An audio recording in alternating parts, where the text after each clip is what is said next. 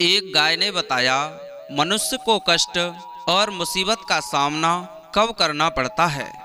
नमस्कार, जय श्री राधे, जय श्री कृष्णा।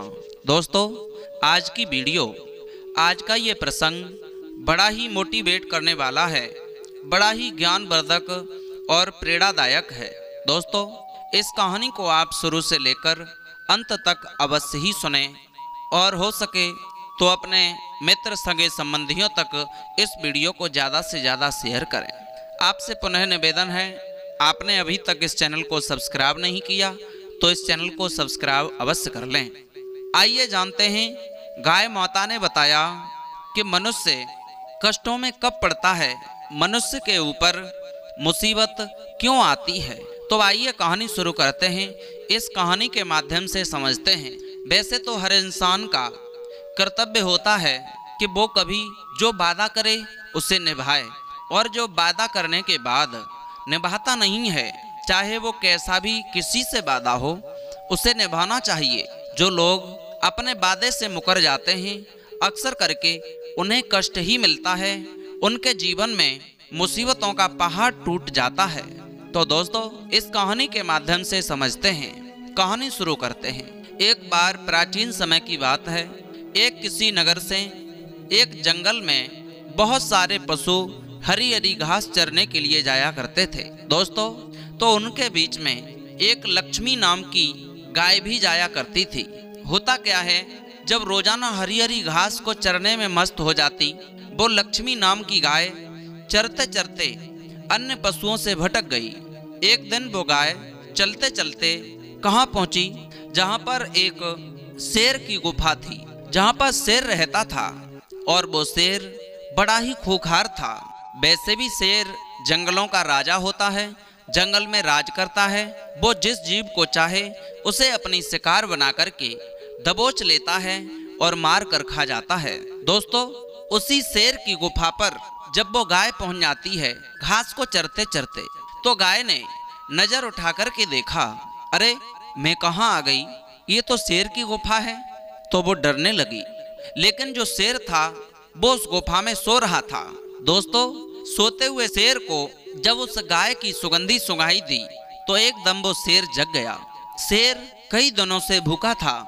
उसने अपने सामने नेत्र खोलते ही गाय को देखा तो सोचने लगा, वाह, आज ये भगवान ने मेरे साथ बहुत अच्छा कर दिया, जो कि मुझे शिकार ढूंढने की भी जरूरत नहीं पड़ी और शिकार मेरे सामने आ गई।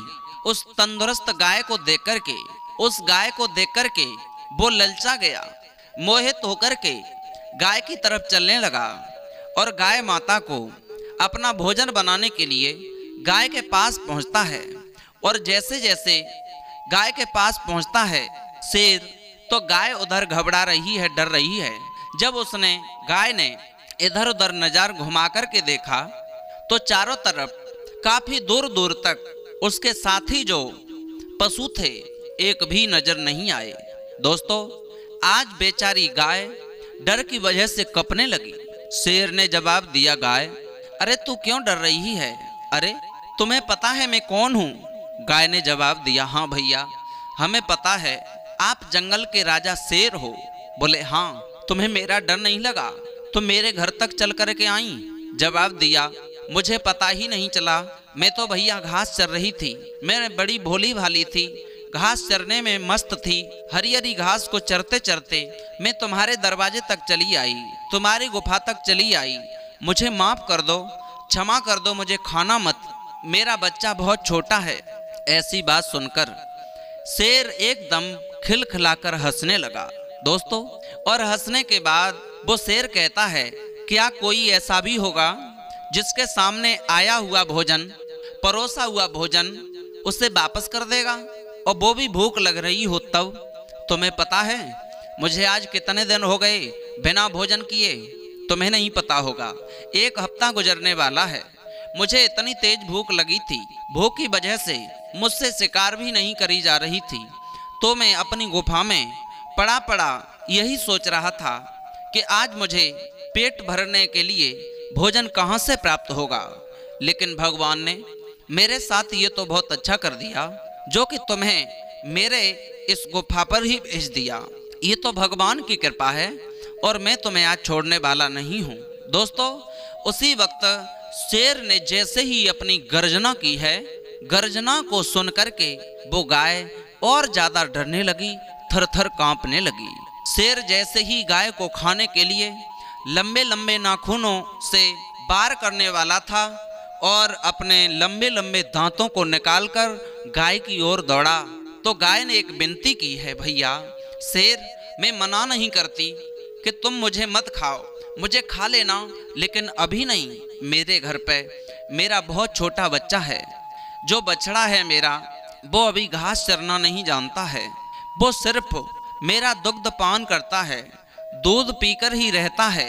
बताओ, ये तुम मुझे खा जाओगे तो तुम्हें मेरा पाप नहीं बल्कि मेरे बच्चे का पाप लगेगा। एक नहीं दो का पाप तुम भोगोगे, तुम पापी हो जाओगे।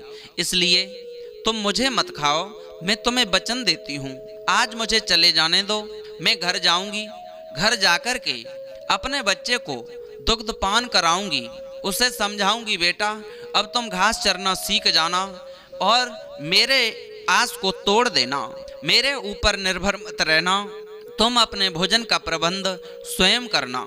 इस तरह से समझाऊंगी और अपने बच्चे को जितना भी लाड प्यार होगा, दुलार होगा, वो सब एक ही दिन में करके सुबह तुम्हारे पास आ जाऊंगी, तब तुम मेरी शिकार बना लेना। दोस्तों, सिंह ने जवाब दिया, वो मान जाता है, कहता है कोई बात नहीं।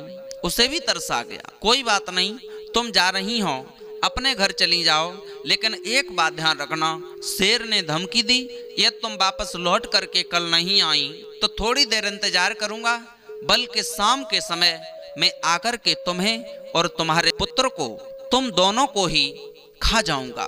दोस्तों, गाय ने कहा, भैया आप चिंता मत करो, मैं वचन से मुकरूंगी नहीं, जो मैं कह रही हूँ वो अवश्य ही करूंगी। दोस्तों, होता क्या है, उधर शेर जो था वो अपनी गुफा में बैठ जाता है, गाय उधर से जाती है, बड़ा ही दुखी है कि अब मैं तो कल खत्म हो जाऊंगी, मुझे शेर खा जाएगा, मेरा बच्चा मासूम पता नहीं कहाँ भटकेगा। गाय अपने बच्चे के सामने जाती है, अपने बच्चे को दुग्ध पान कराती है और साथ ही साथ कहती है, बेटा अब तू मेरी मोह माया त्याग दे, जो तू मेरे ऊपर निर्भर रह कर के जीवन जी रहा है, अब तू स्वयं पर जीना सीख ले, तू अपने भोजन का प्रबंध स्वयं कर लेना, क्योंकि मैं अब बचने वाली नहीं हूँ, कल सुबह होते ही होते वो सिंह राज मुझे खा लेगा। दोस्तों, उधर सारी हकीकत उस गाय ने अपने बच्चे उस बछड़े को बता दी। जैसे ही उस बछड़े को सारी हकीकत बताई है, बछड़ा भी घबरा गया।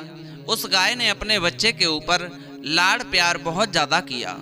उसके बाद सुबह होते ही जो वचन में बंधी थी, अपने बच्चे पर आखिरी प्रेम जता करके वहां से चली, तो वो बछड़ा था गाय का, वो आंखों में आंसू भर करके माँ के सामने रोने लगा, माँ तुम मत जाओ। जवाब दिया, मैं क्यों न जाऊं, क्योंकि मैं वचन में बंधी हूँ, यदि मैं आज नहीं गई तो मैं झूठा हो जाऊंगी, लेकिन आज मुझे परमात्मा ने गाय बना दिया है, फिर भी मैं पूज्य नहीं हूँ, लेकिन परमात्मा आगे चलकर मुझे न जाने क्या बनाएगा, इसलिए इस जन्म में तो हमें पशु बना दिया, अगले जन्म में पता नहीं किस योनि में जन्म देगा, इसलिए मैं अपना वचन से नहीं मुकरूंगी, मैं जाऊंगी। चल कर के वो गाय उस शेर के गुफा के पास पहुंची है और कहती है, शेर भैया मैं आ गई, तुम मेरा भोजन कर लो, तुम मुझे खाकर के अपनी भूख शांत कर लो। दोस्तों, जैसे ही उस सिंह ने ऐसी बात को सुना, शेर आगे आया और झपट्टा मारना चाहा, लेकिन गाय डरी नहीं, उसने अपने नेत्रों को बंद कर लिया। तुम खा जाओ, मैं मना नहीं करूंगी। उसी वक्त जो सिंह था वो भगवान के भेष में प्रकट हो जाता है और कहता है, हे गाय तुम नेत्र खोलो। जैसे ही गाय ने नेत्र खोले तो साक्षात भगवान सामने खड़े हैं। भगवान ने कहा, मैं सिंह नहीं बल्कि मैंने सिंह का रूप रखा था, सिर्फ मैं यह आजमाना चाहता था कि तुम्हारा नाम है लक्ष्मी गाय, वास्तविक तुम्हारे अंदर कुछ अच्छे गुण हैं या नहीं।